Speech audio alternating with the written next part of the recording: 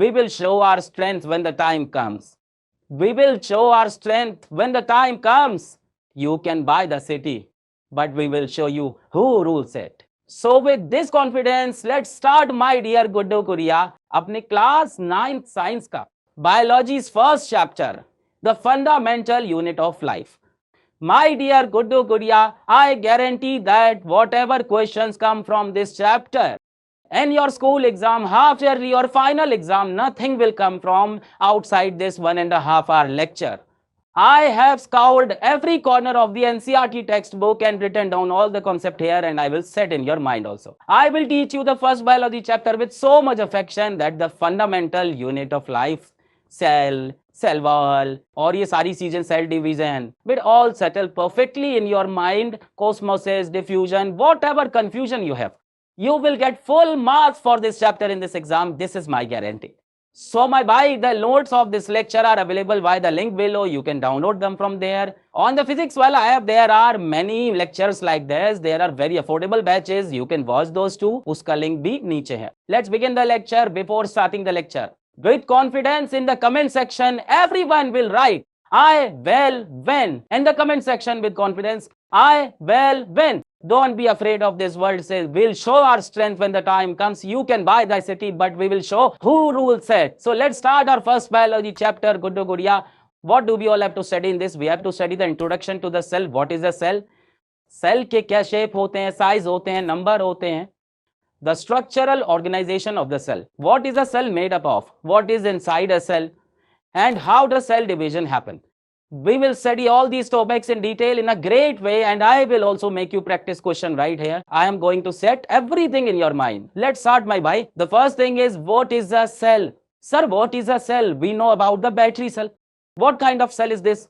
Beta, the definition is very simple. A cell is the fundamental structural and functional unit of life or a living organism. What are we? Living organism. What are animals? Living organism. What are plants? Living organism.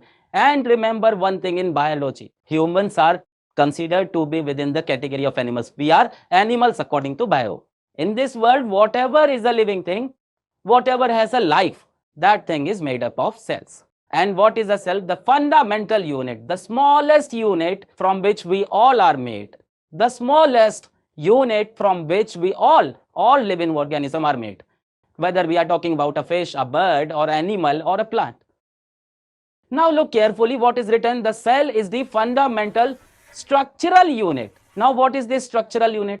I tell you, this is your excellent, beautiful house. We will earn money, we'll build a great house. You will see we can build. Write in the comments, we will win.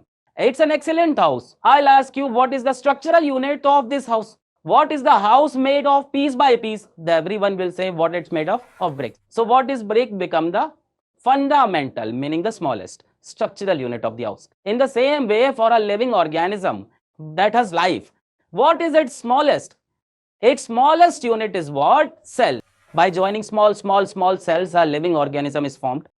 So the cell is the fundamental structural unit of a living organism. Another word is written, fundamental structural and functional unit.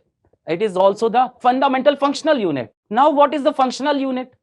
Tell me one thing, what is the function of a house? What is the work of house? The work of house is to save us from storm, to save us from storms, to save us from them, and to save us from the noise around us. So is the house saving us or the bricks in the house? Each and every brick in the house, each and every brick, which is the fundamental unit of the house, saves us from the sun outside. The same brick doesn't let water comes inside. Same bricks don't let the noise come inside.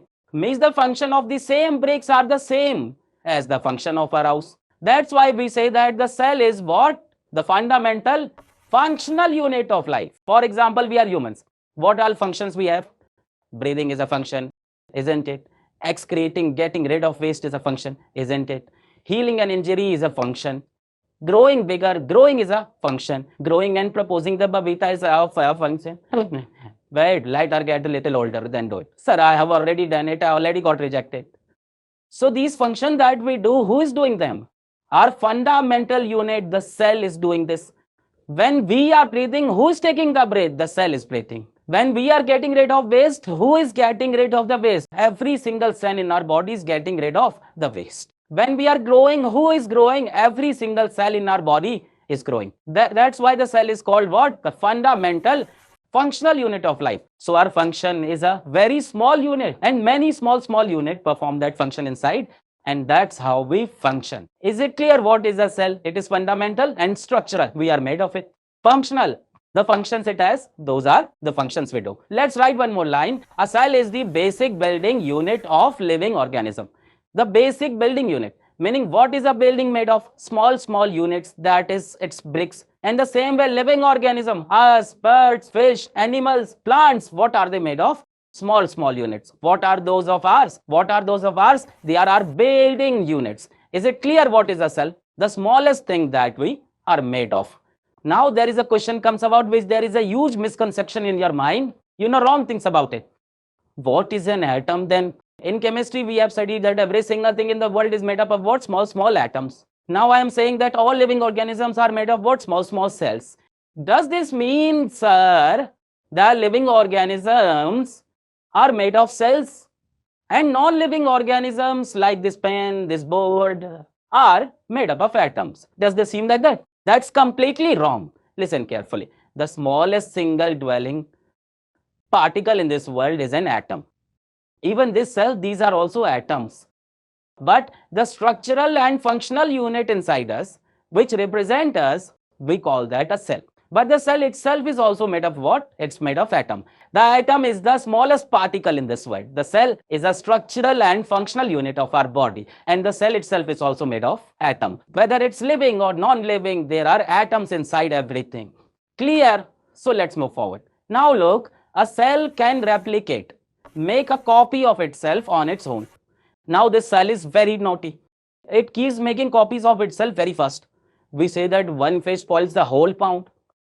A naughty kid comes into your group who used to bad words, naughty things. Slowly the whole group start using bad words. Everyone start doing naughty things. So what did he do? He made a copy of himself. In the same way, what does a cell do? It keeps making a copy of itself. It keeps making a lot of cells. It replicates. So here we took one cell. What did this cell do? It made many of its copies, made copies. When we take a collection of cells, beta, we call that tissue. Our next chapter. When there are many cells, we call that a tissue. Now tissues together make our what? Organs. Organ meaning the stomach. Stomach. The stomach is made of tissues. Tissues are made of many cells. Right. Now like your stomach, your food pipe through which food goes inside. Your intestine, the intestine, all these things are what? Organs. Organs are made of tissue. Tissues are made of cells. And if I combine several such organs, like I combine stomach, food pipe, intestine, all of these organs together, if we combine all the organs, what will we get? They make an organ system. Which organ system was made here? The digestive system. This digestive system, what is it? Our mouth, our food pipe, our stomach, our intestine, all these together become what? One system, the digestive system, meaning an organ system. Like I take some other organs, I took the heart, blood, and blood vessels in which blood flows. The pipes are inside blood vessel. All those organs are combined. A new organ system is formed, the circulatory system. And these organs are made of tissues. Tissues are made of many cells. The point is that by combining cells, tissue is made. By combining tissues, organs are made. By combining these organs, we get organ system. For example, these organs were combined to make the digestive system. These organs were combined to make the circulatory system. And when a lot of organ systems are combined in our body, we have the digestive system, the circulatory system, respiratory system, the excretion system. If you combine all the organ system, an organism is formed. Okay. Is that clear? So you all remember cell form tissue, tissues form organs, organ form an organ system, and many organ system form an organism. Let's move forward. What's next for us? Discovery of cell. So who discovered the cell? So remember the very famous name of Mr. Hooke, Robert Hooke. So Robert Hooke in 1665, always remember this name, Robert Hooke, when in 1665 for the first time he discovered the cell. Where did he find the cell? He was out for walk. While walking he saw a tree and saw bark of tree. What is bark? The outermost surface of tree. What did he see? The bark of a tree. What did he see? The bark of a tree. This thing. This is how the outside of a tree looks like, right? the kind of thing that protects it from everything. He saw this bark. He cut this bark and took it home. Actually, a cork was made from this bark. You've seen a cork, right? A bottle, etc. to close things. A cork is used for that. A cork was made. What is it made from? It was made from this bark. And he looked at that cork under a microscope. The amazing thing is, Mr. Robert Hooke had also built the microscope himself. So from the bark of this tree, what was made? A cork. Have you seen a cork? It's used to seal the bottle, etc. When he looked at the cork under a microscope, beta, the cork looked like this under the microscope. The bark of tree, the outer surface of the tree looked like this. If I look at this carefully, you can see small houses, small rooms. Can you see? Can you see small rooms? Small rooms like beehive. Robert Hooke called this little rooms. What did he call this thing? He called this thing little rooms. And to these little rooms, he gave the name cell. So, okay. So, how did Robert Hooke discover the cell? He had a cork. What did he have? What did he have? Cork. What was it made of? The bark of a tree from this outer layer. He looked at it in the microscope. He designed himself. He saw small rooms. He called them little rooms. And he gave the name cell. So, the name cell, who gave it? Robert Hooke. That's what written here. Discovered cell and gave the term cell. Now pay attention to one thing. The cell that Mr. Robert Hooke found, what kind of it? It was a dead cell. The cell on the bark of the tree, this bark, it was a dead cell. In the year 1665, it was discovered for the first time that the trunk of this tree, the bark of this tree, what it was made of? It's made of dead cells. After this, now research began, discoveries began, and about 10 years later, Mr. Leeuwenhoek came. Another scientist came. Who? Leeuwenhoek. Antony van Leeuwenhoek. About 10 years later, in the year 1674, he saw that there are living cells as well. So he discovered living cells where? In pound. Remember what did Robert Hooke discover? Dead cells. And what did Leeuwenhoek discover? For the first time, living cells. Meaning by the year 1674, the world now knew that living organisms are made of what? They are made of small cells. And from here, about 150 years beta, the world continued to believe that the smallest fundamental unit inside is, cell. And there is nothing inside the cell. Everyone believed this. 150 years passed, research kept happening.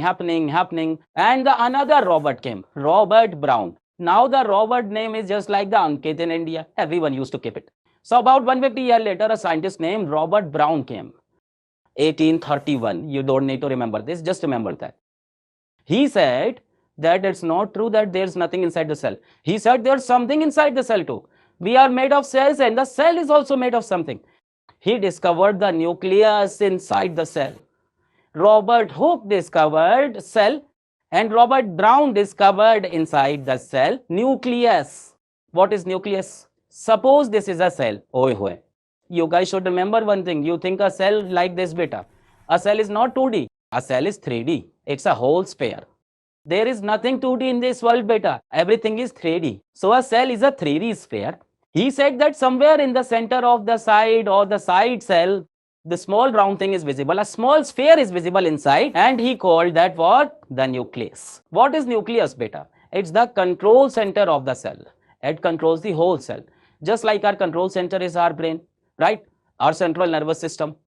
In the same way, who controls the entire cell? The nucleus. It decides what will happen inside the cell. Now, when something was found inside the cell for the first time, other scientists go to work thinking there must be something else inside the cell. Then came Purkinje. Now, what did Purkinje say? Inside the cell, there is protoplasm. What is protoplasm? Everything inside the cell is protoplasm, except for one thing, which we'll read about later. The cell is all non-confused. It's simple. Everything that's inside the cell is living and it is all protoplasm. A cell is alive itself, beta. It is living. So we called it protoplasm. Now, by this is nucleus. What does it do? Controls the cell. So what does it control? What thing will it control? Now, this boy is a petty master. The petty master needs children to whom he is to control. So those children who live inside the cell, and what do they live? In protoplasm. There are a lot of children whom the nucleus controls. Clear? Let's move ahead. Next, we had cell theory. It's very simple. Three scientists together gave a cell theory. The cell theory had 3 points, understand them well. The first was given by Matthew Scadden. What did Matthew Scadden say? All plants are made of cells. In this way, tree, plant, flower, whatever it is, all plants are made of cells. Very simple. Then came Theodore Schwann. What did Theodore Schwann say? All animals are made of cells. He said all animals, and humans are also animals, are made of what? Cell. Both of these people gave the theory together. Then another gentleman came. His name was Rudolf Virchow. Rudolf Virchow. He said something very interesting. He said all cells came from pre-existing cells. All cells came from pre-existing cells. Meaning the cell you see today must have had a cell that gave it birth. And that cell must have had another cell that gave birth to it. And that cell must have another cell that gave birth to it. So where did the first cell came from? We don't know. The cell theory says this: all plants are made of cells, all animals are made of cells, and all cells came from pre-existing cells. Let's say you see a cell here.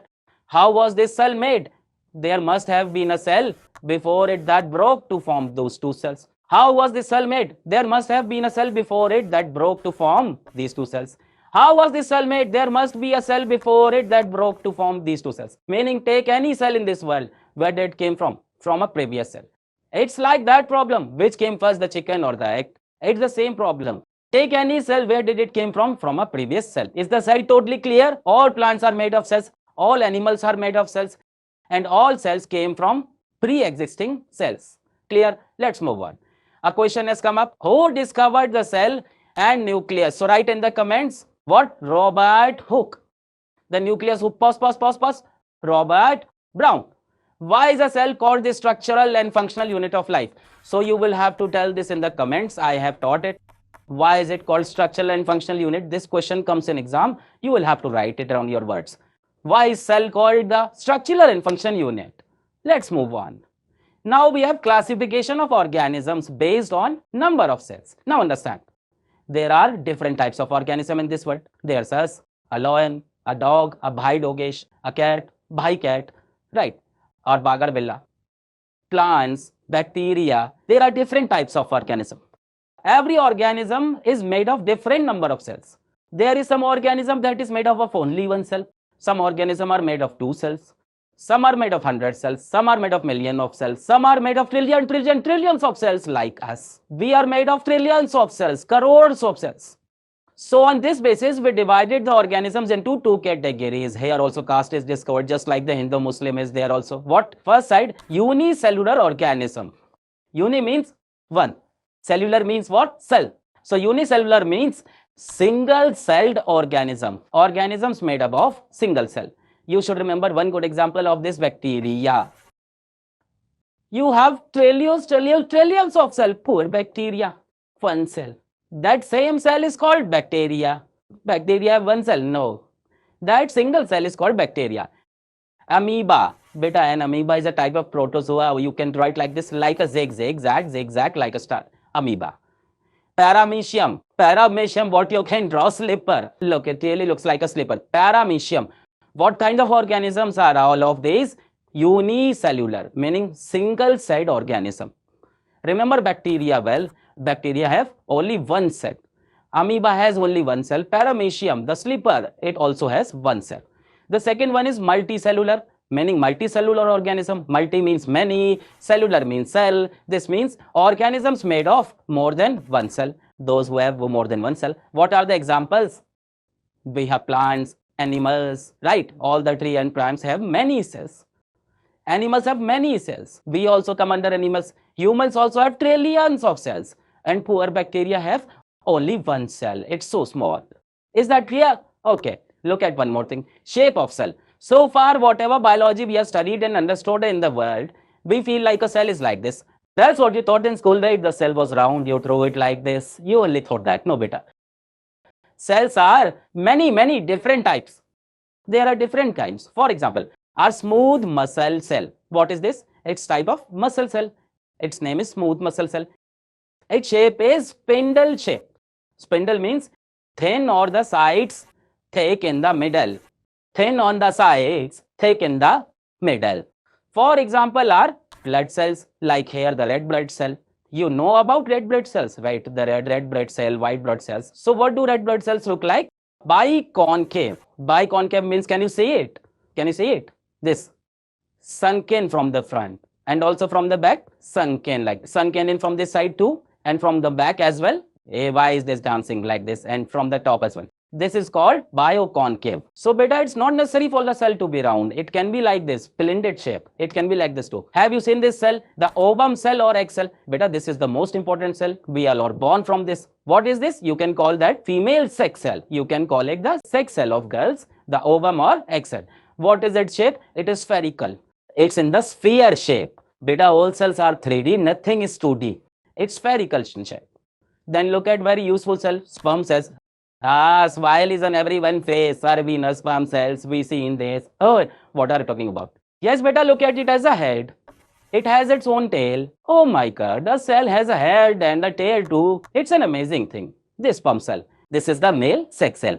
This one also looks very strange. What is this? Why it's like a bird? This is nerve cell. Neuron. Neuron, the nerve cell. What does it do, beta? If a signal has to be sent to the brain, or our spinal cord also sends signal, some body part has to send signal, or you have to connect signal with body part, that what's happening, asking eyes what you are seeing, asking nose what you are smelling. So the cell who brings signals and the cell who sends the signal, that is neuron cell. Now look, it's all branched out. What is it? It's branched out. See, there is branch came out of the tree. Behind it, branching up. This is also a cell. You think cell is like this? Not necessary. A cell can also be like this, a neuron cell. Here a fat cell has been made in a spherical shape. So there are many different shapes of cell in this world. Let's move on. Different size of cell. Now not all cells are the same size, beta. Right? The different cells in your body are not the same size. Look at the cells of your heart. Look at the cells of your liver. The cells of your kidney. Is that right? So, if you observe the shape, their size, it's all are different. Take one cell from your body, take one cell from the dog's body, their size will be different. The largest living cell in the human body is the ovum or egg cell. Where is it found? It is found in females. And the human body's smallest living cell, what it is? Sperm cell it is. This is found where? It's in males. The sperm cells is in females. The egg. This is the largest and smallest cell in the human body. If I talk about the world, what is the smallest cells in this world? Mycoplasma. What is this? It's a type of bacteria. Mycoplasma. What is this thing? This is also a type of bacteria. Mycoplasma. The smallest cell in this world. It has another name, Paplo. What? PPLO. Paplo mycoplasma. Pleuropneumonia-like organism. We got pneumonia because of this. A type of bacteria, smallest. And the largest living cell in this world, the largest cell in this world is what? An ostrich egg. This entire egg, beta, is one cell. I mean the leaf outer covering. The outer covering is hard. Inside the whole thing is a single cell. An ostrich egg is. There are also different size of cells. Let's move on. Now it's about a cell is made of. We had studied the cell. A little while ago we studied there is also something inside cell. What is it? The entire chapter is based on this. Structural components of cell. What is cell made up of? What things is cell made of? The one you are seeing in front of you, beta, is a plant cell. Yes, but every cell is different. Plant cells and animal cells are very different. We will have to study the difference in exam. I have taken a plant cell. Now look, the green thing you see on this very outside, the dark green, this is called cell wall. We have to study this in detail. The outermost layer is called the cell wall. Cell. After this, a green layer, another one must be visible inside. You can see it, it's a bit lighter. Is it visible to everyone? This layer, the inside one. This is called the plasma membrane or cell membrane. Don't worry, we will study everything in detail. I'm just telling you from the top right now, just from the top. The outermost layer is called cell wall. This is only in plant cells, beta. That's why plant cell is shown. After this, the next layer, which is visible inside, is called the plasma membrane or cell membrane. After this, look, the whole cell is covered in a shaded green. You can say it's a light green throughout the cell. So beta, what is the entire cell? A fluid-like substance is present all over the cell like this. A jelly-like substance. This that you say. This you can say. This you can say. This one. All this green stuff is a fluid-like substance that is spread out throughout the cell. This substance, beta, we call it cytoplasm. What is it? A fluid content inside the plasma membrane. This is plasma inside. We study each one in detail, don't worry. So beta, the outermost covering is the cell wall. Inside it is plasma membrane. Inside that there is a whole jelly-like fluid. You can call it fluid as well. You can call it jellies as well. It's the jelly cytoplasma. Then look here, you will see a big round thing. What is this? X circle, inside circle. What is this thing, round thing? The nucleus, the control center of this cell. Then you will see a lot of things. You will see the tube-like thing. You will see this big bag here. You will see this one like ching, ching, ching, ching, ching. Energy is coming out, ching, ching, ching, ching. This green thing. You will see these stacks. These small, tiny particles you are scattered. These are called cell organelles. Cell organelles. By what do you have in your body? You have organs. You see with your eyes and with your mouth. With the dirty things. What I'm saying? With no smell of food. Just like your organs do some work, the cell organelles do some work. These are small and many. So we have to study all these things in detail. We will study the cell wall, the outermost covering, then the plasma membrane, the covering inside that. Cytoplasm, I've already told you about that. It's fluid in which everything is. Nucleus we have to study in great detail. And then one by one, we study organelle function. How cell watches, how it hears, how it eats. Let's see next. Let's start. So the first thing is the cell wall. Now beta, the first thing to understand about the cell wall is that it is in plants, not in animals. It comes in exam, the difference between animal cell and plant cell. So cell wall, where is it? In the plant cells, not in animals. And whereas it is, it's in bacteria. And whereas it's in fungi. What is the cell wall? It's the outermost layer. Do you see this layer? This whole layer, this is cell wall. What is it beta? It is very rigid. It's very completely hard wall that no one can break to get inside. Things cannot come out of the cell by breaking it. What does it give to the whole cell? It gives it strength. They are standing very tight. There is wall around the room. Things from outside don't come in, so that things inside can't go out for that. It is rigid. It is not flexible. It's non-flexible. It won't move like this. Outermost covering. Pay close attention and remember that it is non-living. In the entire cell, this is the only thing that is non-living. Everything inside it is living. So remember one special thing about the cell wall. How is it? It's non-living. It's non-living and very rigid. Non-living. Where is it found? In plants, in bacteria, in fungi. It's not found in animals. It forms the outer covering of the plasma membrane. Now beta, just inside it, this thing you see in the plasma membrane, it forms the outer covering of this. What does it do? It provides shape and structural strength to the plant cell. It's important. You should remember this. The function of the cell wall is given here. Wherever it's important, memorize it. What did it say? Provide shape and structural strength to plant cell. It gives it a shape, so the shape remains the same. It gives it stem, so it doesn't move or shake.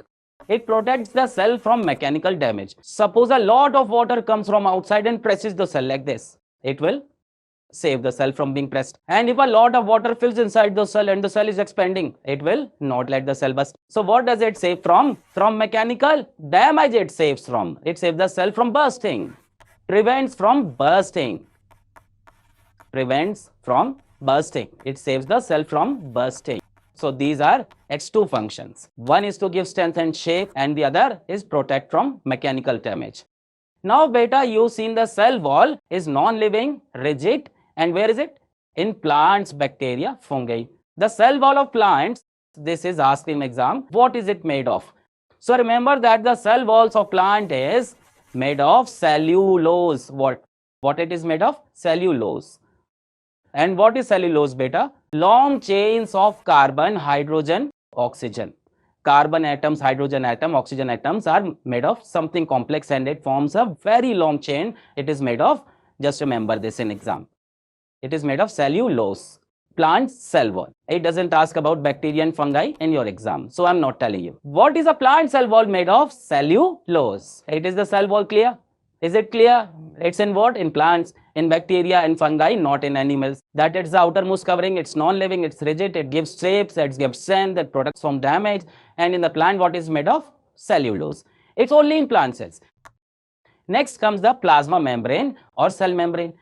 The layer just inside the cell wall is called the plasma membrane or cell membrane. Hey, look at this one carefully. Hey, this next layer that you are seeing, I'll take another color. This layer that you are seeing, this is what? Plasma membrane or cell membrane. Plasma membrane or cell membrane. Now beta, this plasma membrane or cell membrane, every cell has it. Whether it's a plant or an animal, who has it? All living organisms have it. So this cell membrane, the next layer you saw, it's present in all living organisms. We have it too. If someone asks you whether your body's sperm cells will have a cell wall or not, pause and tell me in comments. Let's see how much you understood. Well, your body's sperm cells have a cell wall or not? A cell wall is found in plants, not in animals. What are we? Animals. This means our sperm cells will not have a cell wall. Our heart cell will not have a cell wall. Our neuron cells, none of our cell will have a cell wall. But now what has come? Plasma membrane or cell membrane. This is present in all living cells. The next layer that came, okay, the outermost living covering of the cell. Beta, this is living. We just saw that our cell wall is non-living. What it is like? It's non-living covering of this cell. Plasma membrane is flexible and living. It is flexible as well. The cell wall was not flexible, but this is flexible. It can also move like this. If something need to come inside the cell, it will let them in. If something need to go out of the cell, it will let them go. Arey bhai, doesn't the cell need to breathe? Hey, you are breathing. What is functional unit? The cell, the fundamental functional unit. The cell needs to breathe too. Cell needs oxygen too. So it will let you go in. If the cell needs to expel carbon dioxide, it will let you go outside. If the cell needs to drink water, it will let the water go inside. What it is like, beta? It is flexible and living. And at the same time, I'll tell you something very important. Made up of lipids and proteins. Remember that the cell membrane or plasma membrane is made up of what? Lipids and protein. It asks this in exam. It's important. What it is made of? Lipids and proteins. What it is made of? It's made of two things.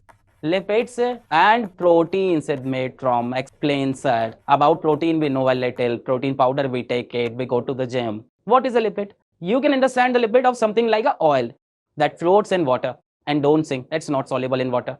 So we call it lipid, right? It's type of molecule. So a lipid something like oil.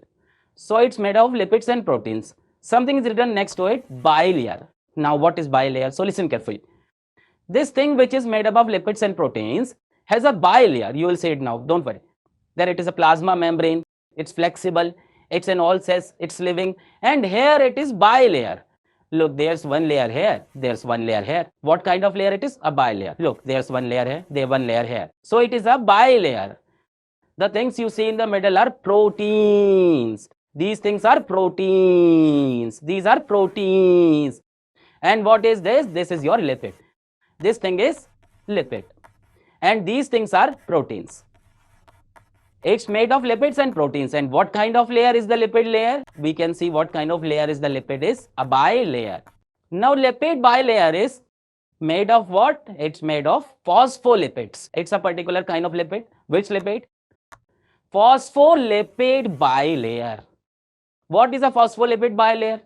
It's a particular molecule. This is its head. This is its tail. This is the head. This is tail.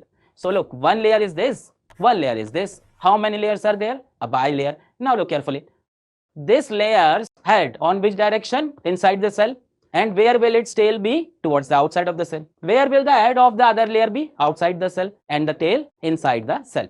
Meaning one of its head will face towards the inside of the cell. One head will face towards the outside of the cell. And these tails will merge with each other. Look carefully. This phospholipid bilayer. Can you see it?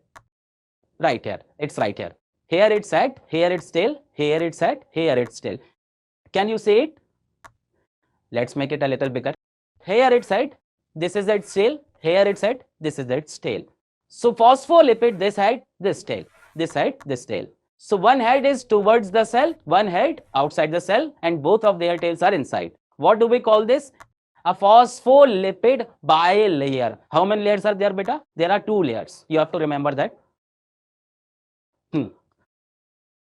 Phospholipid bilayer. Okay. Oh, yeah. Now it's better. A phospholipid bilayer. What it is made of? Lipids and proteins. And the lipid bilayer. And where are the proteins? Here are the proteins. The ones that are in between. Okay. Plasma membrane is called selectively permeable. Beta, question on this was directly in exam. What is the plasma membrane called? A selectively permeable membrane. This selectively permeable means you can go in and come out, and which permission is granted, right? Ma'am, may I come in? Yes. The kind of permission. But what kind of permission is it? Selectively permission. Means that the plasma membrane decides, hey, you come inside the class, hey, you go outside the class. It decides for itself whether to let a specific thing it have to keep in or to keep a specific thing out. No one else can decide, because it allows entry and exit, meaning transport. Entry and exit, meaning transport of certain specific materials through it. It doesn't let all materials be transported. And it's a matter of timing. It's a matter of timing. By it's been 20 minutes since the class started. Now if you show up, even if you are the teacher's favorite, doesn't teacher also have to show up in the class? What? We don't listen to anyone's flattery. There's class monitor. He's a big suck up of the ma'am. And the ma'am always shows favoritism towards him. She's always take his side. But suppose he came 20 minutes late, then ma'am also have to save her image, so she don't let her in. It's all about timing. By at what time you should let something inside and at what time you should let something out. It allows entry and exit of certain specific material through it. Okay? Now understand. Movement of materials through plasma membrane is of two types. You just saw the plasma membrane is what? Selectively permeable. It lets material go inside and let them go outside. But this movement of materials will happen in two ways. It's very important. It's asked in exams. First, remember this selectively permeable, it's asked. And there are two types of movement through the plasma membrane. What are those two movements? What are those two types of transport? Transport across the membrane, the transport of going in and out of the cell membrane happens in two ways. One is passive transport, one is active transport. Passive transport is that transport which happen on its own. Now, where does anything go? It goes to where that thing is less. If I pour a lot of water here, where will the water go? Towards where the water is less. So, where does anything move on its own?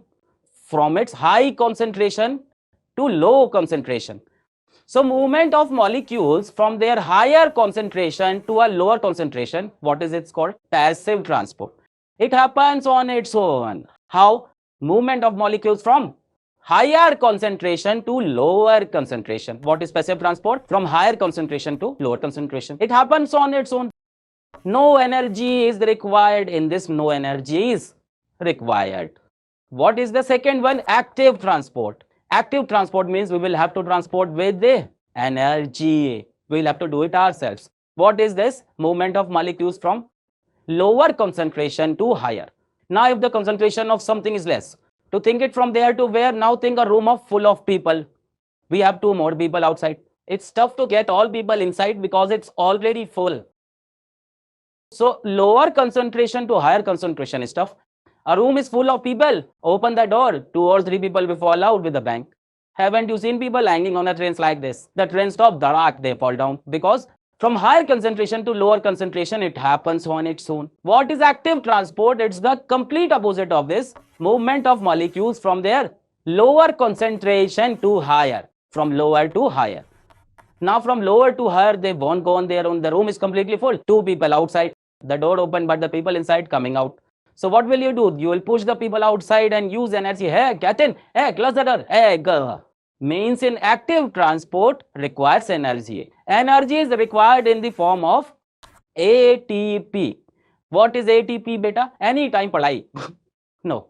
ATP is what, beta? Just like we say, give me some money. Money, give me rupees.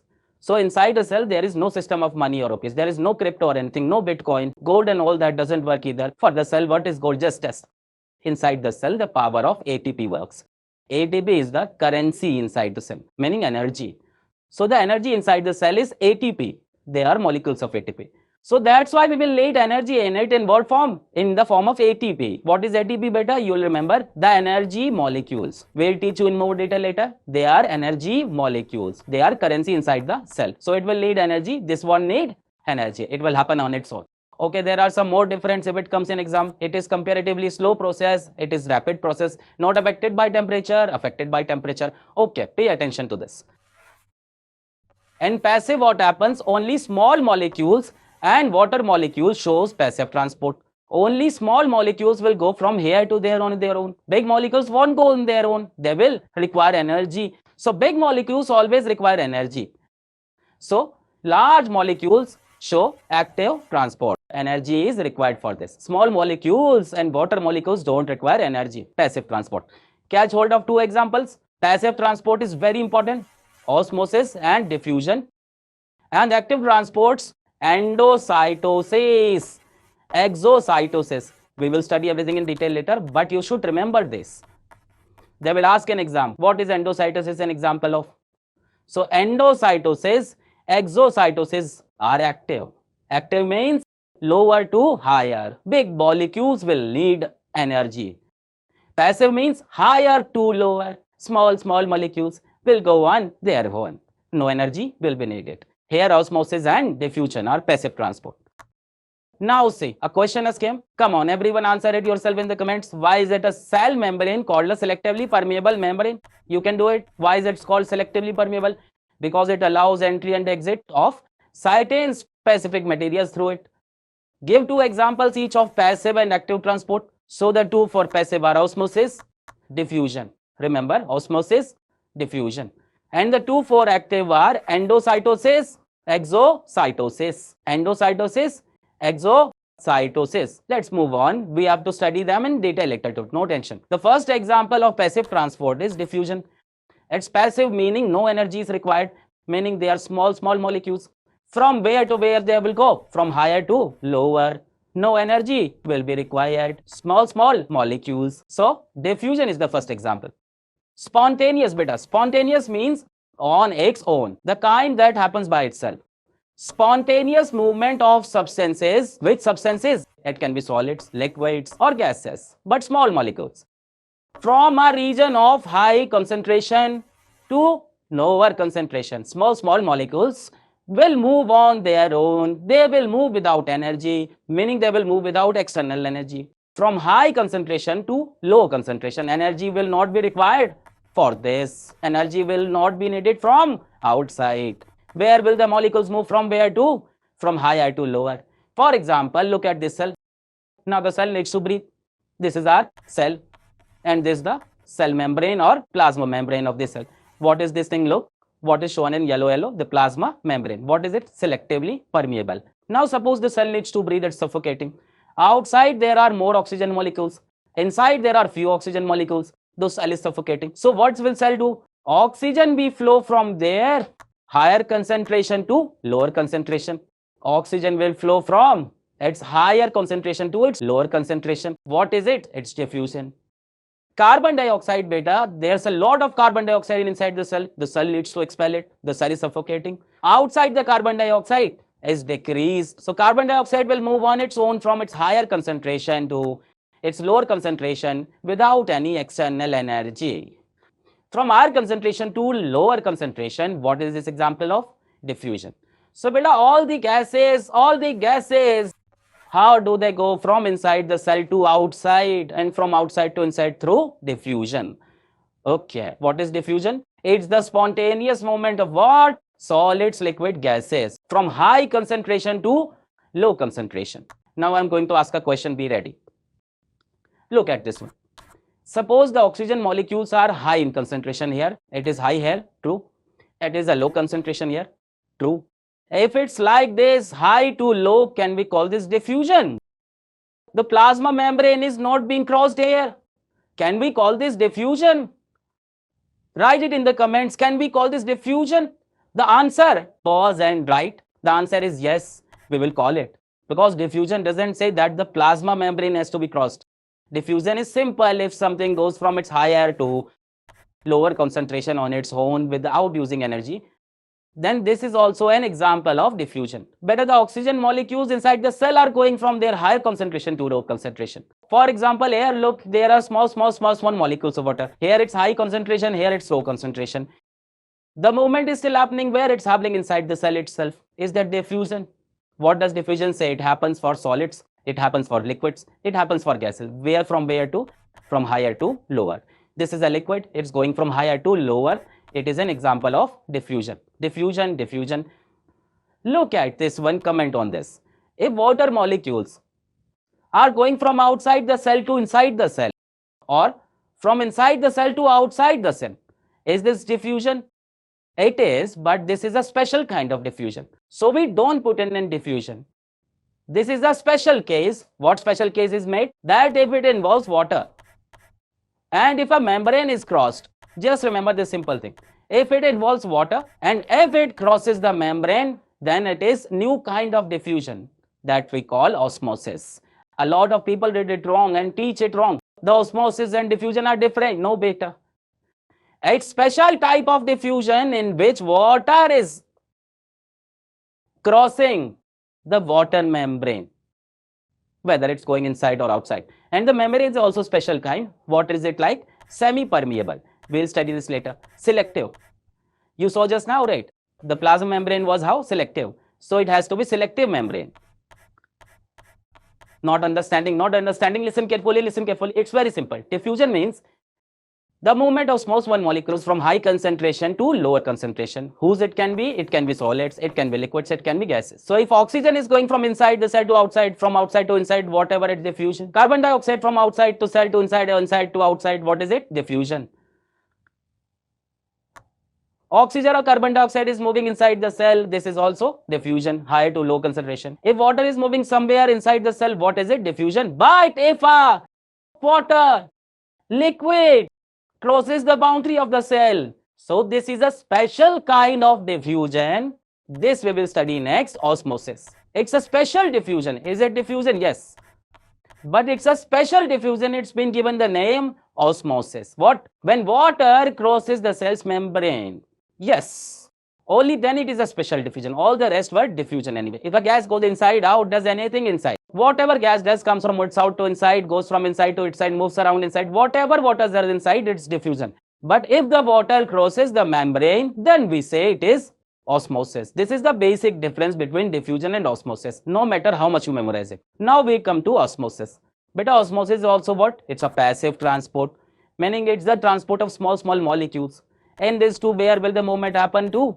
It will happen from high to lower concentration. Energy will not be required here either because it is passive. But osmosis is a type of diffusion. Osmosis is a special case of diffusion. Remember this, even NCERT says this. Osmosis is a special case of diffusion, and I don't know why people are reading and teaching it wrong, saying that osmosis is different. A special case of diffusion with two conditions. Remember two conditions. The first condition, movement is of solvent or water. The movement should be of what? Of solvent or water. A solvent can be something else too, a liquid like the water. And a selective permeable membrane is involved. The involvement of a selectively permeable, which allows some things, don't allow some things, its involvement is important. Here is beta osmosis. Simple. What is osmosis? A type of diffusion. What should happen? Water should be involved and a selective permeable membrane. Everything else is the same, spontaneous movement of solvent or water molecules from a region of higher concentration to lower concentration through a selective permeable membrane. Whose movement will it be? Water molecules or solvent molecules from higher concentration to lower. And what will be involved? A semi-permeable or selectively permeable membrane. He can say selectively or can also say semi in the exam. So don't worry. For example, look at this cell. There is lead water inside the cell. There is more water outside. Where did the water move from where to? From its higher to lower concentration. And selectively permeable membrane, meaning the plasma membrane, the cell membrane, what is it like? Selectively permeable. It is let someone come in and someone else not. It is crossing this. So what did this become? It become osmosis. Osmosis. With gases, whatever happens, diffusion. If water moves around inside, diffusion. If water crosses the membrane, osmosis. It's simple. Is it clear? Two examples are given of this. Read what at the advantages of osmosis are. Took a look. Okay. Now suppose we place the cell in a particular solution. This comes a lot and exam student get very troubled. Hypo, iso. It's very simple. We'll tell you a trick this too. First understand. Suppose we put the cell inside the solution. A cell was put inside a solution. What is a solution beta? For example, we put salt in water. In water, we put salt. Inside the water, we put salt. Now suppose water plus salt. It is called solution. Okay. In this, there is one more thing called a solvent. So what did water become? The solvent, which is more, which is the medium, the big medium in which something is being dissolved, that is called the solvent. And the thing that is being dissolved like salt is called solute. So the small things, the particle that is dissolved in that become the solute, and water become the solvent. Suppose we put the cell inside this. Now this solution can be of three types in comparison to the cell. The first one can be hypertonic solution. Hyper means, sir, you are getting very hyper. Hyper means more. What is more? The solute is a lot more. Meaning this solution has a lot of solute compared to the solute inside the cell. By inside the cell there is salt. There will be solute inside the cell too. So the outside the cell solute is very more. The solute outside the cell has become more. Meaning there is less water outside the cell. If the solute is more, the water is less. And inside the cell, the solute is less. So the water is more. Opposite will happen. Okay. Simple, very simple. Hyper meaning more. What is more? The solute is more. In the solution, the solute is more compared to the cell. Hypo means low. So hypotonic, low. Meaning what has become low? The solute has become less. There is less solute outside the cell. Meaning there is more water outside this. Just simple. In hyper, there is more solute outside the cell. So there is less water. Hypo, there is less solute. So outside cell, so there is more water. And iso means same. So this is very simple. Isotonic means as much solute is outside the cell, the same amount of solute inside the cell. And we took the concentration of the solute. We don't look at the exact solute. We look at the concentration. You haven't studied concentration terms yet, so leave it. Isotonic means the same. So as much as water is inside the cell is same. So it's very simple. Very simple. Hyper means more. Now look, three cases are formed. This cell is put inwards in the hypertonic. We put the cell in isotomic and we put the cell in a hypotomic. Let's take one by one. First, we put the cell in hyper. Hyper means more. What is more? Solute. So there is more solute outside. Meaning there is less water outside. Meaning there is more water inside the cell. Where will water go from to? From higher to lower. So the water came out of the cell and went outside. It went outside. It went outside. The cell kept getting smaller and smaller. What happened? The cell shrank. Clear? Oh, this was a breeze, sir. Why were we scared? It was very simple. Hyper means hyper. Remember it like this. Hyper. What more? Solute is more. Outside solute is more. Means inside is less. So inside the cell water is more. Where will water grow from and to? From higher to lower. So from one side to outside. From one side to outside, and the cell will keep getting smaller because the water is coming out. The cell will shrink. That's what is done. The more solute outside, less water outside, water moves inside to up. And isotonic beta, nothing will happen. You understanding it logically. Whatever solute is outside, that much is inside. Whatever water is outside, that much inside. So no change. The cell will remain same. Neither will water come out of it or will the cell absorb water. The last one is hypo. Hypo means less. Meaning there is less solute outside. Outside solute is less. There is more water. Inside the cell, less. Water will go from more to less, higher to lower. It started coming in from outside. It started. The cell scattered and got big. Water is coming from outside and cell scattered and got big. How is it? Cell swells. So less solute outside. Hypo means less solute outside. So more water outside. So water came from outside to inside and cell swelled. You should remember these three cases. I tell you a small trick. Look, what is that trick? It's a useless thing. Useless thing are often called trick. Better you must have heard of hippopotamus. Hippo. Hippo sounds like hippo. Yes, sir, it does. And what is hippo like? Oh. You must also call one of your friends hippopotamus. Tell me his name in the comments. What is a hippo like? A hippo is a bit fat, meaning it's swollen. So just remember this. It's done. That in hypotonic, it will swell. And in hypertonic, it will shrink. That's opposite. Swell. Hippo means hyper. So in hypotonic, cell will swell. And you should also know the logic. Okay, bye. Let's move on. There are some difference between diffusion and osmosis. So take a look at them once. There is nothing new here. In diffusion, what is it? High concentration to low concentration. In osmosis, only solvent or water molecules will move high concentration to low concentration. And a semi-permeable membrane is necessary. Osmosis means this and water coming in from outside and going out from on side. That's all osmosis. Beside this, anything will be diffusion. In what does this happen? In solid, liquid, gases, and happens in all. This only happens in liquid. In this, a membrane is not required. If there's fine. If not, then also fine. This one needs a semi-permeable membrane. Now, whether he says semi or selective, it's one thing. What is this? A natural process. It cannot be controlled. But osmosis, you can control also, reverse also from outside by applying pressure. It can be controlled and reverse. You can do opposite from the outside force. So these are 4 difference. We will write them. Okay, let's move on. Let's go. How do gases move across the plasma membrane? Beta, how will the gas move? Everyone will say it by, it moves by diffusion. Across plasma it is written.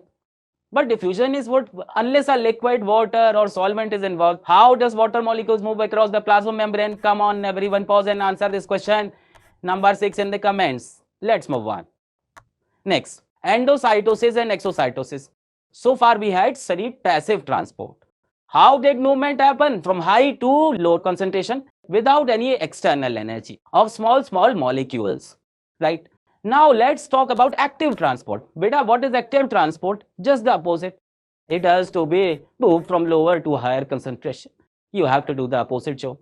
Move it from lower to higher concentration. And what is this example of? Here we have endocytosis and exocytosis. Now understand the meaning of endo, beta. Endo meaning is in and endo meaning is out. So endocytosis means coming in, exocytosis means going out. What is this active transport? It's very simple. An example is an amoeba. The amoeba is eating and waste removal are called endocytosis and exocytosis. Suppose this is an amoeba, you're seeing it in 2D air, it won't be in 2D, the amoeba will be in sphere, beta. Amoeba is a single cell. I taught you this. What is an amoeba like? It's single cell. The amoeba has only one cell, and suppose it has to eat food, it won't have a mouth or anything. It's just one cell. It doesn't have a mouth. How does it eat? So its cell does what? It takes a food particle like this. Its cell membrane, what is the cell membrane is like by? It's flexible. Look, this is also an example of cell membrane being flexible. It's flexible. What will it do? It will slowly take the food inside like this. The food slowly went inside. This process in which food goes inside, we call it endocytosis. Now the food particles are large particles. On its own, they won't go inside. It requires energy. Until now, we were talking about water particles and gas particles. This is food. Food itself is so big, it won't go inside. That's why it is active transport, energy required. Endocytosis, the cell engulfs and food and other substance from its external environment called endocytosis. Okay, it has eaten. Now the waste material has to be expelled. It will change into plasma membrane shape like this and slowly push the waste out. Pushing it out is exocytosis. The cell expels waste materials or undigested food. Is there any food that it couldn't eat that also gets out? Food particles to the external environment called exocytosis. So endocytosis, engulfing food particles. Exocytosis, waste or undigested material expelling. What is this? It's active transport. Let's move on. Next is something called protoplasm. Now what is protoplasm? Suppose beta this is a cell. What is the outside the cell? Cell wall. And that too only in what? Only in plant cell. Everything that is inside the cell wall. Everything that is inside the cell wall, we call it protoplasm. Simple. The living content of the cell. What is protoplasm? Living content. And what was the cell wall like? It was dead. It was non-living. That's why everything inside the cell wall is what? The living content of the cell, and it's called protoplasm.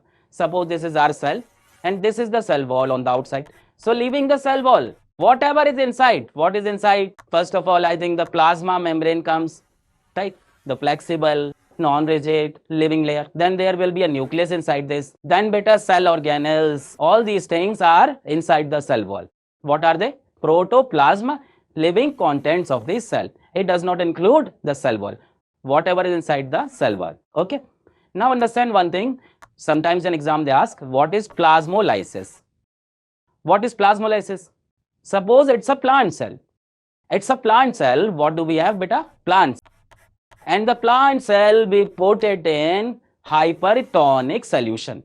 Remember hypo, remember it? Hypo means hippo. Hippo means swell. So in hypo, there was swelling. In hyper, it shrinks.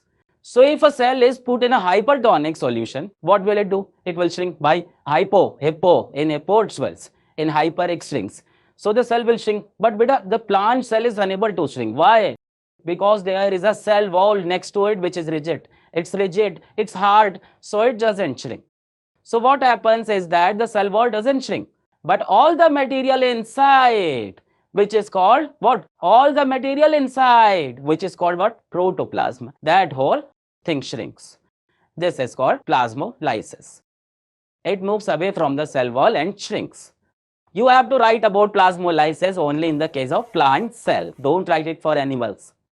An animal cell will shrink because the plasma membrane is flexible. There is no cell wall in it. In a plant cell, there is cell wall. It will not shrink. So the material inside shrinks and moves away from the cell wall. So in a hypertonic solution, the protoplasm, meaning the living component of a living plant cell, shrinks away from the cell. This is called plasmolysis. So we add this plant cell, we put it in a hypertonic solution. In hypertonic, what does cell do? Shrink. In hypo, it swells. Hypo swells, right? The cell loses water. By in hypertonic solution, what will happen? Hyper, there is more solute, less water. There is more water inside. So water goes from inside to outside. Cell loses water. Cell shrinks. So the cell doesn't actually shrink. What will shrink here? The protoplasm. Protoplasm inside will shrink. So look, it has shrunk. And what is outside? The cell wall, and water has filled upside. So look, the cell protoplasm had shrink. This is called plasmolysis. This process is called plasmolysis.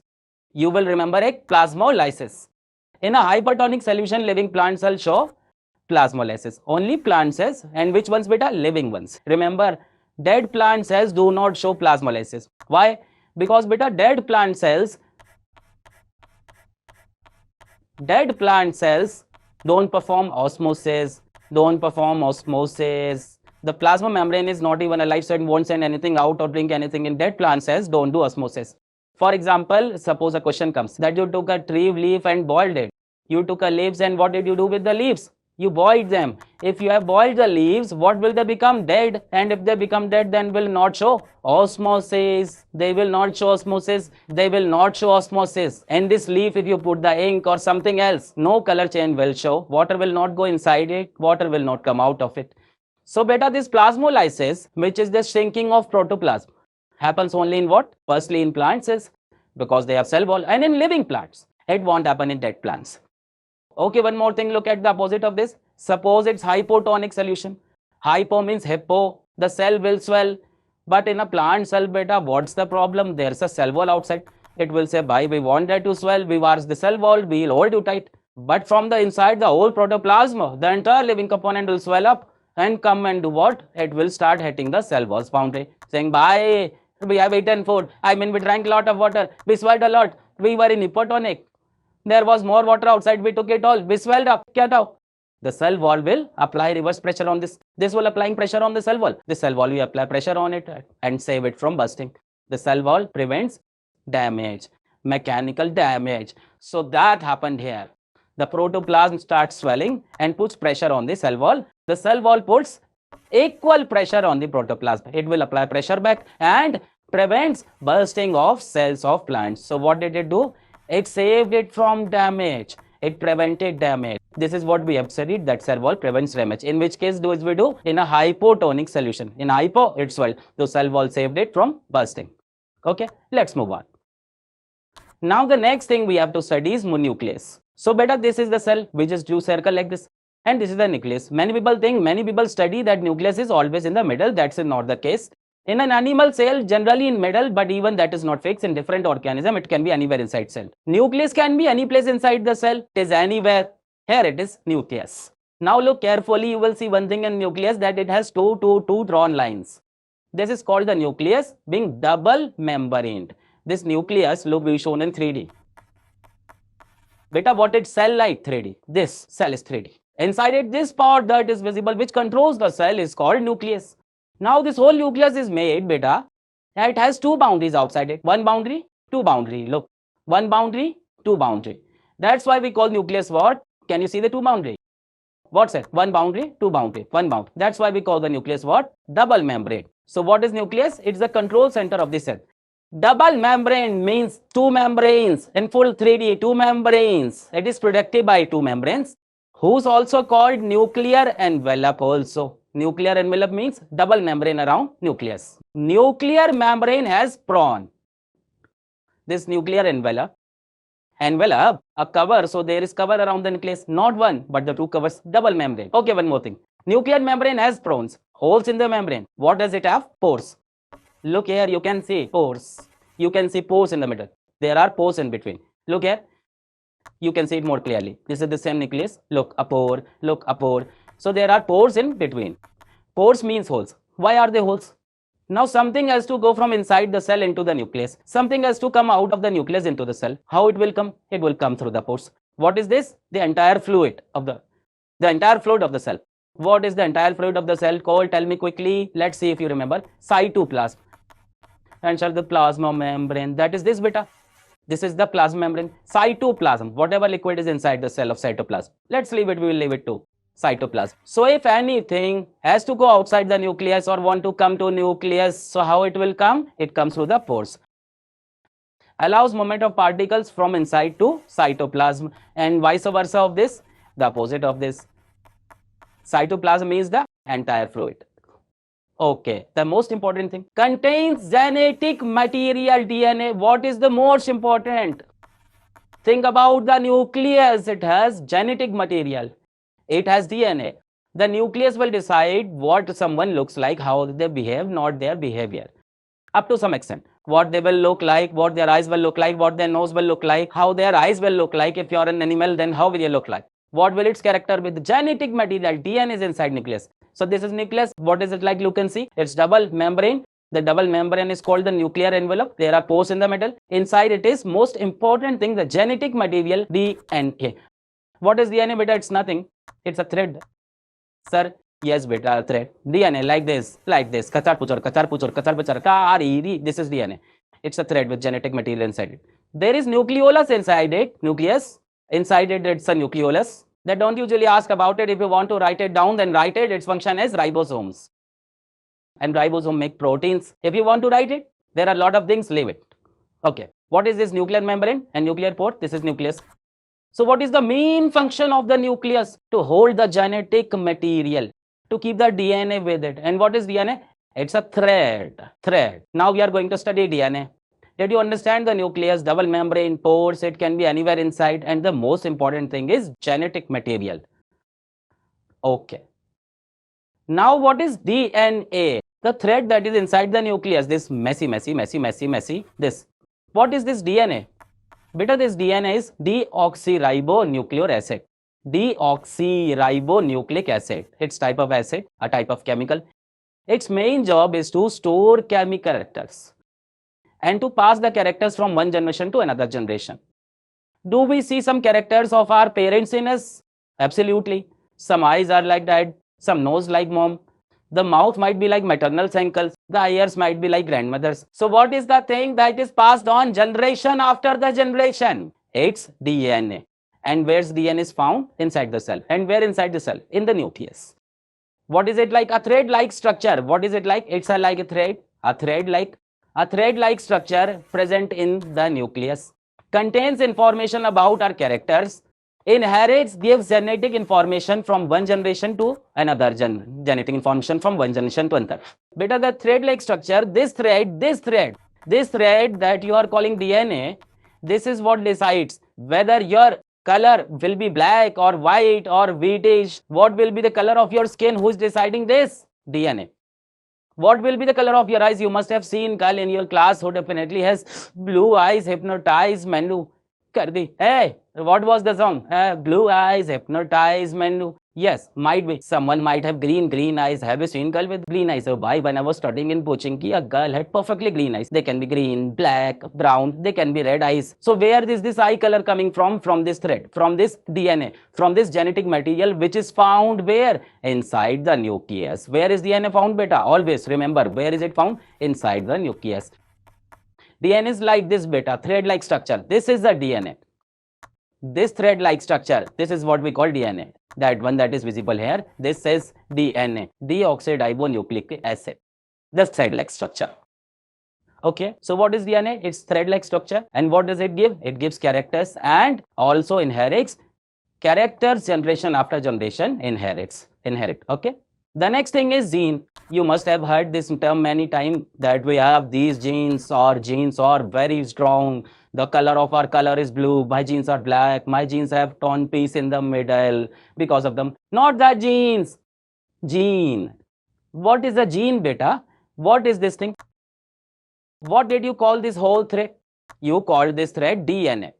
What is this thread? DNA. What does it contain? All characters, the color of your eyes, the color of your face, whether your nose will be swollen like a pakoda or will be completely flat. This will also tell us. Whether our ears will be stick out like this or attached and yellow. This will tell us. All these things. Whether our hair will be black or brown or white, this will tell us. All your characters are written in DNA. About all your characters. All your characters are in DNA. Now suppose I want to know about a particular character. So to know about a particular character, what did I do? I cut particular piece of this DNA. And this big piece must be telling me something about particular character. Maybe this tells me color of my eyes. Maybe this tells me about pakoda-like nose. Maybe this tells me about my beautiful soft cheeks. So beta, this one segment of DNA that you cut is called a gene, which gives information about some particular character. This is what we call gene. So what is a gene? It's a specific segment of DNA. It's a segment of DNA, a specific segment that contains the code for a particular character. It has coding too, beta. Coding is written here, A, B, L, a lot of codes are written here, codes. And with the combination of these codes, character is formed. So gene is a specific segment of DNA that contains the code for particular characters such as eye color, skin color, shape of nose, hair type. Will it be curly hair? Will it be stiff hair? Or will there be no hair? It will tell us too. For example, suppose I cut a segment from here. So this becomes one gene. Maybe this gene tells me my eye color. I cut a segment from here. This becomes a different gene. This gene might tell me my skin color. So different segments of DNA that gives definite character are called genes. A gene is a specific segment of DNA that contains the code for a particular character. Clear? So did you understand DNA? It's a thread-like structure in the nucleus. It has genetic information. All our characters are from DNA. If you want to know the particular character, then pick the segment of DNA. What it is called? What do we call that? We call it a gene. If we pick a particular segment, we call a gene. Okay, is everything clear up to here? Let's move on. What is the next thing, beta? Chromatin and chromosome. Chromatin and chromosome. It's simple, beta. What is inside the nucleus? A thread. Inside the nucleus, a thread. This thread. If this thread is lying scattered like this, a thread, what is it? It's DNA. If this DNA is lying around all messy and disorganized, we call it chromatin. Simple. If DNA is lying around in a scattered form, in the scattered form of a thread, we call it chromatin. What? Chromatin. A scattered form of DNA in the nucleus. What is it? A scattered form of DNA in nucleus. What will it look like? A thread-like structure. So if DNA is lying around like this, scattered and the thread, then it's chromatin. When we need to make a new cell, beta, you studied at the beginning that a cell can replicate itself, create copies of itself. So when a cell needs to make a new cell, the cell divides. It breaks and makes 2 or 4 cells on its own. It breaks and makes 2 or 4 cells. So when cell division is about to happen, when a new cell is about to be formed, then these threads of DNA, which we scattered, which we chromatin, that scattered thread-like things, beta, they start getting compacted like this, they start getting stiffed and they start shrinking. And by compacting and shrinking completely, they become highly condensed and they become like this. Meaning, what is DNA? It's a thread-like structure inside the, what is this, beta? It's a nucleus, not cell. It's nucleus inside cell. And this DNA was lying around like this. It always remains like this. It's lying inside a nucleus. We said we need to reproduce. We need to make a new cell. As soon as we need to reproduce, or suppose got injured, new cell should make. As soon as new cell need to be formed, this entire DNA will do what? Will get compacted and come into completely condensed form, and we call this chromosomes. So what is chromosome? It's highly condensed, compacted and coiled form of DNA in the nucleus. A highly condensed and coiled form of DNA inside what? Inside the nucleus. What is this like? It's rod shaped. What was this like? So what is chromatin? DNA lying like this, like this, like this, like this. What is this chromatin? Now we said cell division is about to happen. So all the DNA gets compacted and becomes condensed, highly condensed. What did it become? Chromosome. Is it clear? Look, there is one more piece of information, that a chromosome also contains protein and DNA. A chromosome contains DNA and both proteins. Look here, this is DNA, a thread-like structure. Just look at this. I bought it for some fun. Look, this is DNA. Can you see the thread-like structure? Then what happened? This DNA become what? It become chromatin. What is this thread-like? Chromatin. And here look, it started to compact and compress. What did this become? It become your chromosome. Can you see? It becomes compacted and compressed, so chromosome. When it's scattered thread-like, until then what it is? Chromatin. As long as it's in the form of thread-like, we call it chromatin. When it's completely compacted, what did we call it? When it was completely condensed, what did we call it? A chromosome. And the DNA was a thread-like thing. Okay. What is a chromosome made of? It's made of DNA and also protein. Okay. Now, beta, on the basis of the nucleus, cells are divided into two types. There are two types of cells in the world based on the nucleus. One is prokaryotic cell. Beta, pro means primary, primitive, old. Karyotic meaning is nucleus. Karyotic means karyon, means nucleus. So meaning a cell with old nucleus. Prokaryotic. Pro means primitive, primary, old, the very first. Karyotic means karyon, means nucleus. Meaning an old time cell. When we looked at the old time cell, what was old time cell? A bacteria. Single cell. Only one cell, bacteria. We looked, it doesn't even have a nucleus bhai. This bacteria's luck is bad bhai. No one should get such bad luck. First, it has only one cell, single cell bacteria. On top of that, it didn't get a nucleus. It does not have a nucleus. It has DNA. It has thread-like structure. Look, it has a DNA. Don't say that bacteria don't have DNA. It does have DNA, beta. Bacteria do have DNA. It does have DNA. But that DNA is not properly arranged. It's not properly in the nucleus. It's a scattered DNA. So we saw that there are some cells that are from the old times. For example, we took a bacteria, a prokaryotic cell. What do they have? A nuclear region is not well defined, or the nuclear region is not well defined. It's just useless, scattered DNA. And it is known as nucleate. Now the nuclear region is not defined. It's just scattered DNA. What do we call this region? Nucleoid we call it. This is important. Ask this. It asks what the nuclear region in a prokaryotic cell is called. Nucleoid. There is no nucleus, that round nucleus. There is DNA, there is genetic material. What do we call that? Nucleate. Eukaryotic means like a normal cell, sir. Nuclear region is well defined in this. That means must nucleus, solid nucleus that don't have a nucleus. Instead of a nucleus, what do they have? They have nucleoid. They don't have a solid nucleus. Instead of nucleus, what do they have? A nucleoid. No nucleus. Next, do not have a nuclear membrane. What kind of joke is this? If there is no nucleus, where would a membrane come from? Have a nuclear membrane. One more important thing. Membrane bound. Leave this for now. Don't worry about membrane bound. Cell organelles are absent. It doesn't have any special organelles either. Just like we have eyes, nose, mouth, ear. They have nothing. Membrane bound, meaning a membrane is on top of these organelles. It's not there at all. What is not there? You must have mitochondria is not there. Have you heard of plastic? A chloroplast not there. A vacuole is not there. A lysosome is not there. Nothing is there. It has only one thing, ribosomes. Ribosomes are present in them. If we talk about them, they have membrane bound organelles present. They have a solid nucleus, a solid vacuole, a solid lysosome. Meaning all things are found inside them. And ribosomes are also there. They only have ribosome. They don't have any other thing. Okay. Only one chromosome. They have only one chromosome. Can you see it? Right. More than one chromosome. Eukaryotic, a lot of them. These are small in size. These are large in size. They have one thing, tail. What is the tail called? A flagella. What does a flagella do, beta? Bacteria moves with this tail. It doesn't have legs. So flagella is present to help in movement. Here generally there is no flagella. Examples of eukaryotic, a plant cell, animal cell, fungus. What are we? Eukaryotic. What is a bacteria? Prokaryotic. It doesn't have a nucleus. It has tail separately. There is no nuclear membrane either. There are no cell organelles. This is very important. Remember this. There are no cell organelles. It has nothing. Small organelles are not there at all. What is this, sir? Only ribosome. What is only present? Ribosomes are present. And ribosomes don't have membrane. That's why it is written membrane-bound cell organelles are absent. But ribosome are present because ribosomes don't have membrane.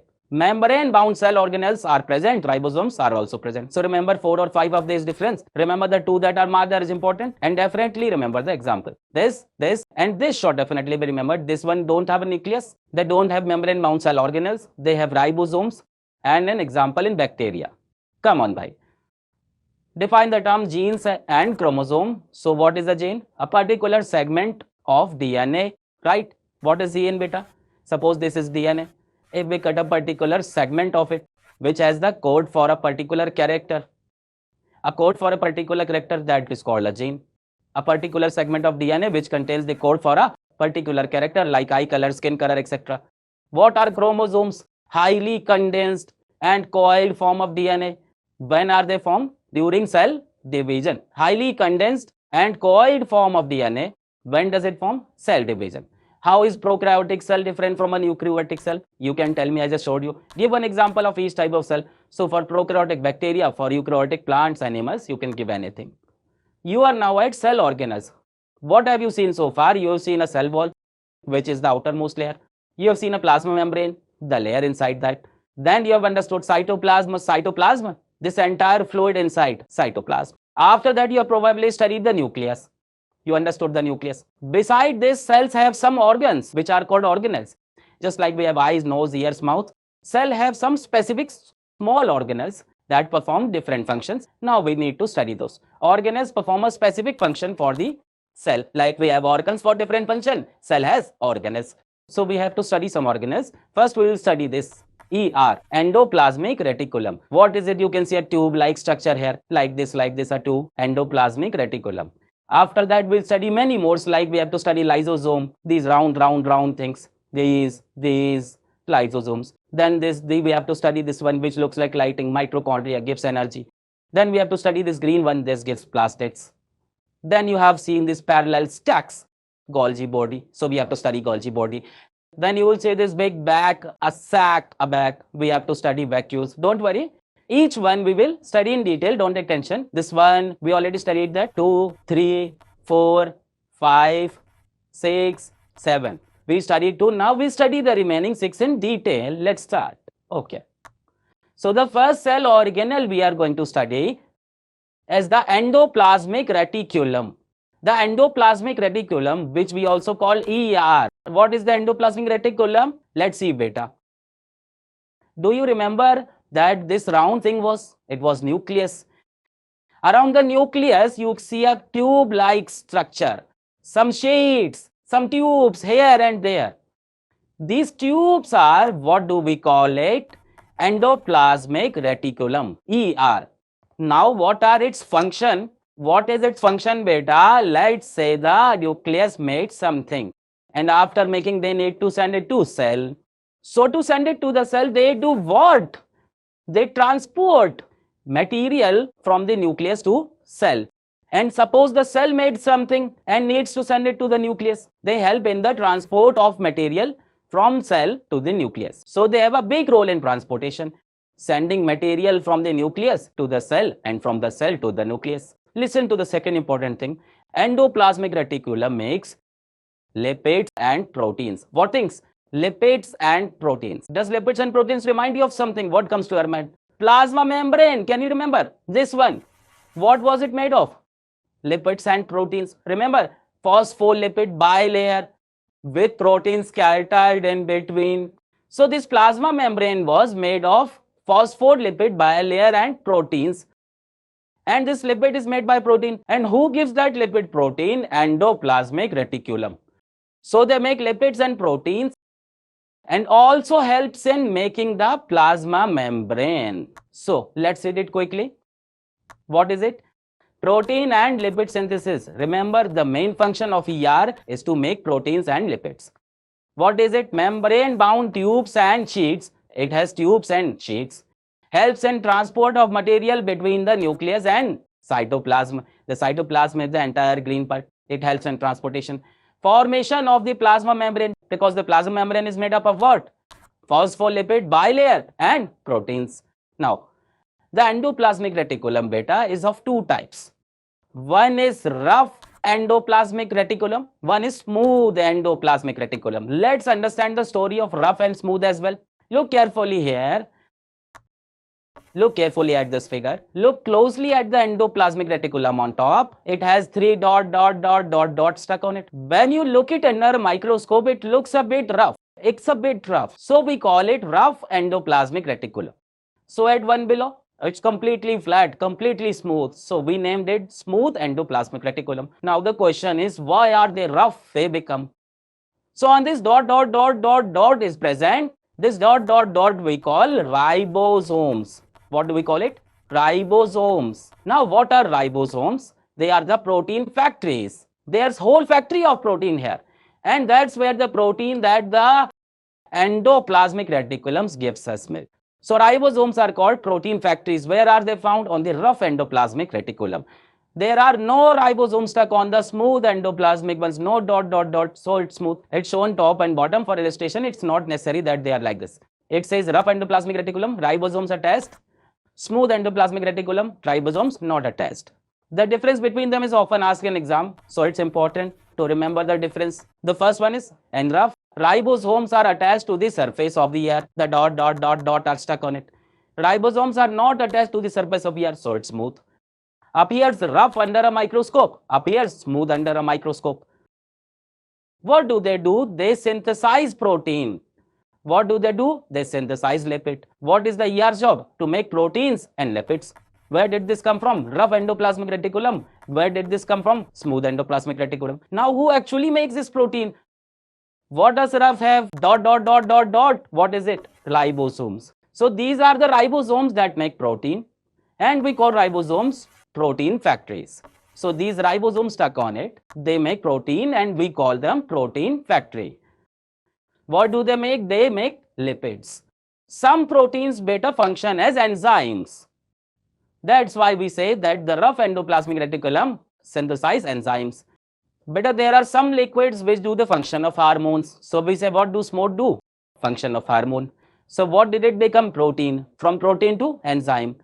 From liquid to hormone. Because you have to remember it. SER, smooth has more role. What? To clean the liver cell. To clean the dirt inside the liver. And whose liver's dirt? Vertebrates. Who are vertebrates? Those organisms that have a vertebral column. We study this later in biology. So what do they do? Helps in detoxification. Detoxify. To clean. And the liver cells of vertebrates. But rough doesn't do any such thing. No role in detoxification. So you should remember this well. They make proteins, from proteins comes enzyme. They make lipids, from lipids hormones. Ribosomes are stuck on them. They are not stuck on this. Let's look at a question on this. Which of these options are not the functions of ribosomes? The function that is not for ribosomes. What are ribosomes found, beta? They are stuck on the rough endoplasmic reticulum, aren't they? They are stuck on top of it. What is the main job of ribosome? It's protein factory. What do? They make protein. Okay, let's look at the options. What is it? Helps in manufacture of protein, correct. Helps in manufacture of enzyme. Some proteins look like enzyme. Helps in manufacture of hormone. This is wrong. Those function was it? Smooths, and it doesn't have ribosome on it. Helps in manufacture of starch. This also. So these two are wrong. 3 and 4th, option C. 3 and 4th are not the function. Let's go. The next cell organelle we have is the Golgi bodies or Golgi apparatus. Now what is Golgi? Look, you have understood endoplasmic reticulum. These were the endoplasmic reticulum. Now look, you will see some like this parallel stack like this. What you will see? Parallel stacks. We call this parallel stacks. We call it Golgi bodies. Look, this, like this.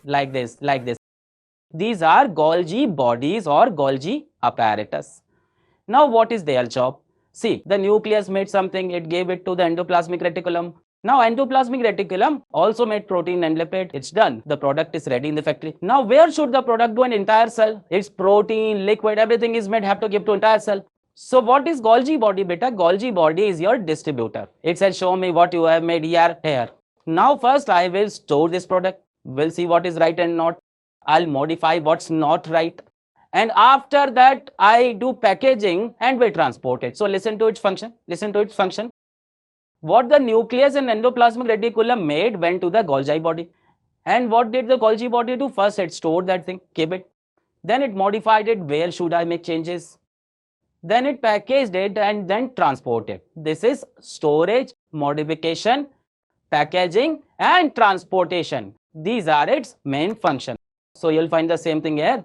What is it? Membrane bond vesicles array nearly parallel to each other in stacks known as cisterns. So beta, we call this cisterns also. These parallel stacks you can see.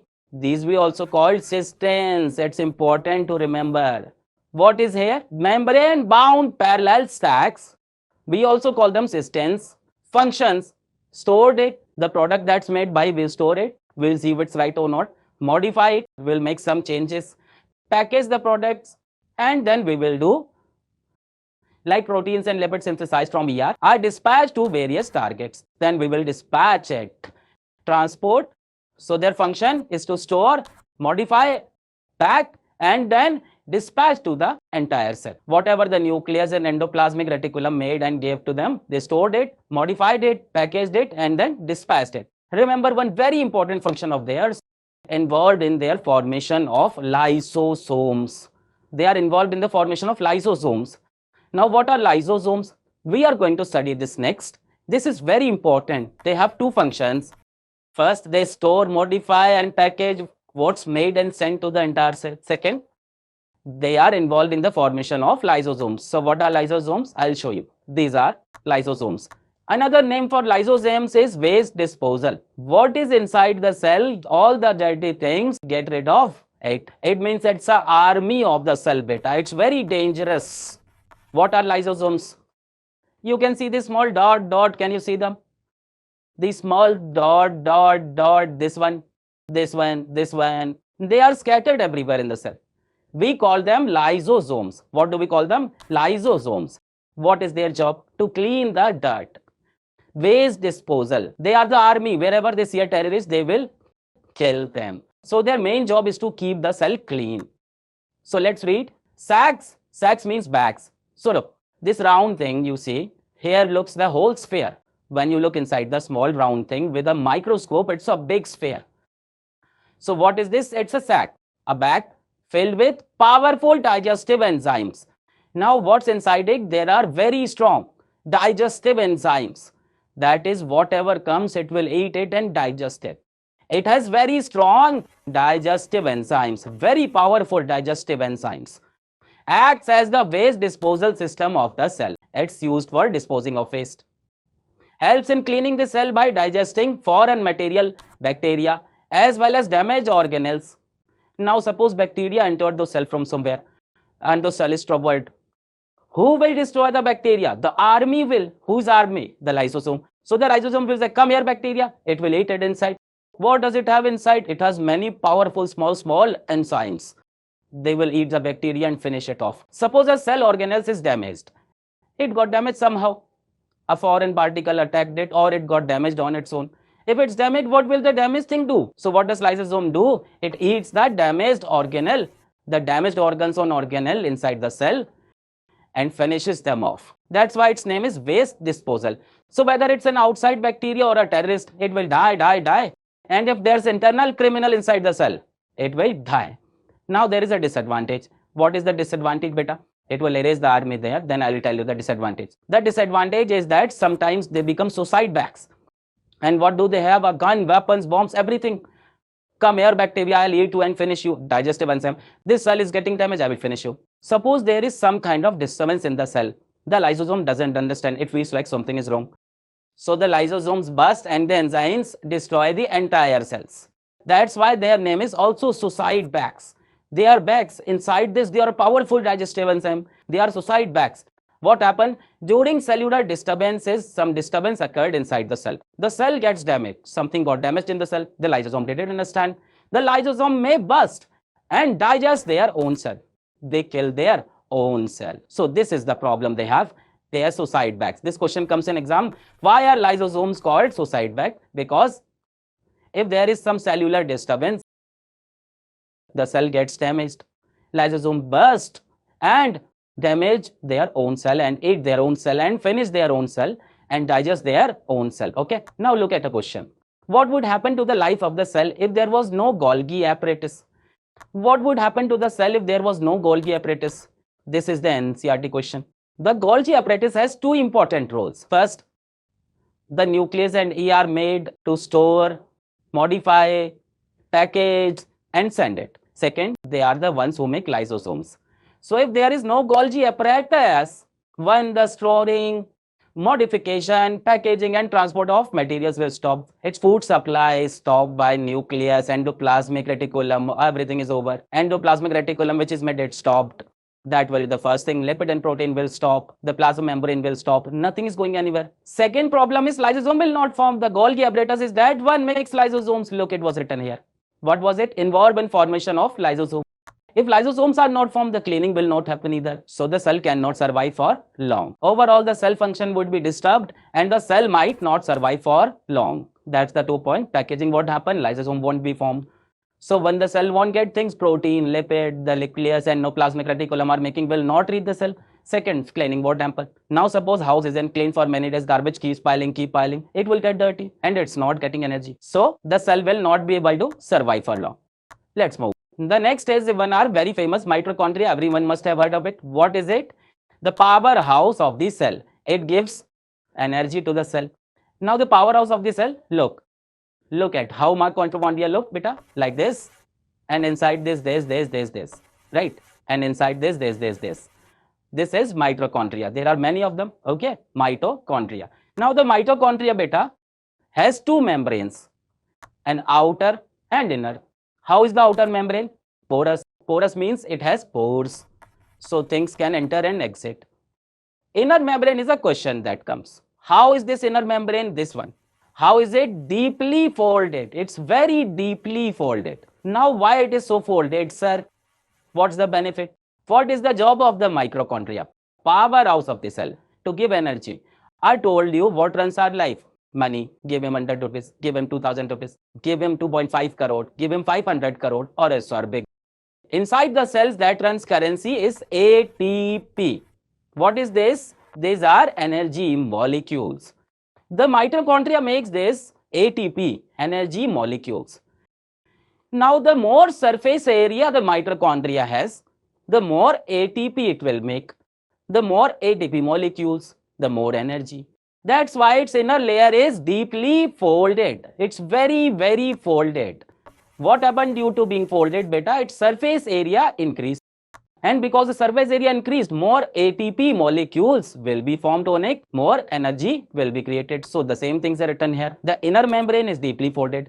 Increase the surface area or ATP generation. Energy is released by the mitochondria in the form of ATP molecules. If someone asks for the full form of ATP, adenosine triphosphate. What is ATP? The energy currency of the cell, right? The cell says, how much energy do we need? Give us 500 ATP, give us 5 lakh ATP. Who will give it? The mitochondria. The more it deeply folded, the more ATP it will produce. One very important thing, very important. Mitochondria also have their own DNA. DNA is supposed to be in the nucleus of the cell. It was only in the nucleus. The mitochondria has its own DNA and its own ribosomes too. This is important, remember. There are three things, the nucleus, mitochondria and one more plastids. All three of them have DNA and ribosomes. They have their own. Look at mitochondria. This one has its own DNA. It has its own DNA. It's believed that in ancient time, the mitochondria was a bacteria that formed a symbiosis with herself, and bacteria would have DNA. Anyway, what does the mitochondria have? What? DNA and ribosomes. Next is plastids.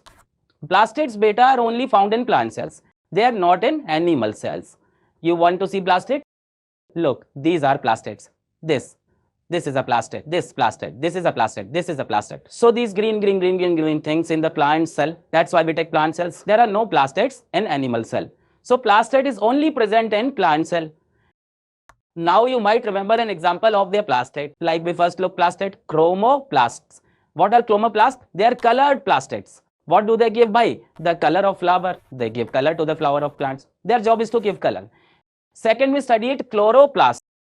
Chloroplast beta are kind of chromoplast. A kind of chromoplast containing, what is this? What is chloroplast? Is a kind of chromoplast containing the pigment chlorophyll. What does it have? Chlorophyll. Where is chlorophyll needed? In photosynthesis. So they help in making the plant's food is required for photosynthesis. Also responsible for green color. The green color in the leaf you have seen. Why it is green? Because of chlorophyll. Chlorophyll. And where is the chlorophyll found? In the chloroplast. Okay. So what is chromoplast? A colored plastic. From its a special chromoplast among them. Which is special chromoplast? Chloroplast. You will have to memorize this. What is chloroplast? A chromoplast containing pigment chlorophyll. Its job is to make food, that is photosynthesis, responsible for the green color. Then there is another type of plastid, eucoplast. So 1, 2, 3. Look at this one is N2. These two are the same. This is also type of chloroplast. What is leucoplast beta? White colorless plastid. What is their job? They store things like oil, they store amino acids. Sorry, they store oil, they store protein, they store starch. Starch stores oil and protein granules. How well you remember? White colorless. Oil is also a bit colorless, right? Proteins and so on. So the starch, oil and protein stores. Important thing. Just as the nucleus has DNA and ribosome. The same way mitochondria has DNA and ribosomes. In the same way, plastids also have their own DNA and ribosomes. All three things have DNA and ribosomes. The nucleus also has ribosomes beta. The nucleolus I have shown inside the nucleus has nucleolus. And this there are ribosomes. So the nucleus, mitochondria and plastids have DNA and ribosomes. Clear? Okay. Next beta are vacuoles.